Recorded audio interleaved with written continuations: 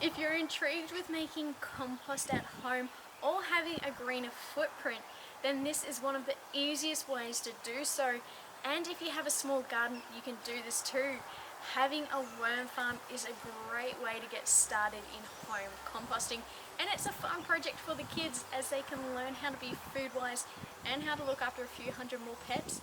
And there is no better time than now to start with this celebration of International Composting Awareness Week. To set up your new worm farm, you'll need to find the perfect spot for them. They require a nice sheltered area where they're protected from the harsh sun in the summer but gain the warmth in the winter. If you have an undercover area like this, it's ideal as it's nice and close to the back door, which is great. But if it isn't an option for you, if there is a sheltered, shady spot in the garden and they get protection from heavy downpours of rain, that will be perfect. Traditionally, these are a 3-layer system. Now, the Worm Cafe does actually come with a 4th layer that you can introduce at a later time.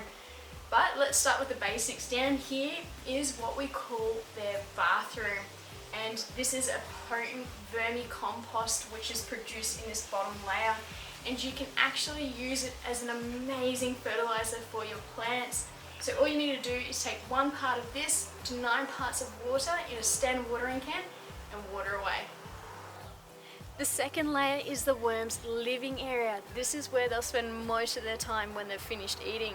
Now this is where you first place them when you're setting up your worm farm. And using the cardboard which comes with the packaging, cut it to size to the base of that second layer. And once it's been cut, pop it in. And then taking the worm bedding block, sit it in some water until it expands. This is a coir peat which is perfectly safe for your worms, and now that it's finished expanding, we can add a nice thick layer on top of that cardboard, and then for the fun part, we can add the worms. Once they have settled into their new home, this is when you'll start to see them moving in between the layers. Now for the best part, which is the kitchen of your worm farm, and that is this top layer here. And when you first set it up, you only need to give them a small amount of food to work through. And this is about 2 generous handfuls, and I'll apply that to that top layer.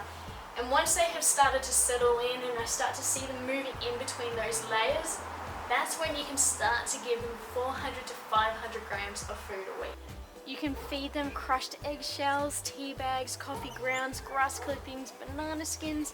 And if you're giving them a lot of food at once, it isn't a bad idea to chop it all up into smaller pieces to make it easier for them to eat. And avoid giving them citrus scraps as it's no good for them. Once this all starts to break down, it will turn into a beautiful rich chocolate colour.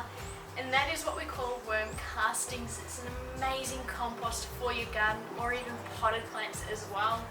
And there you have it. Making compost at home has never been so easy.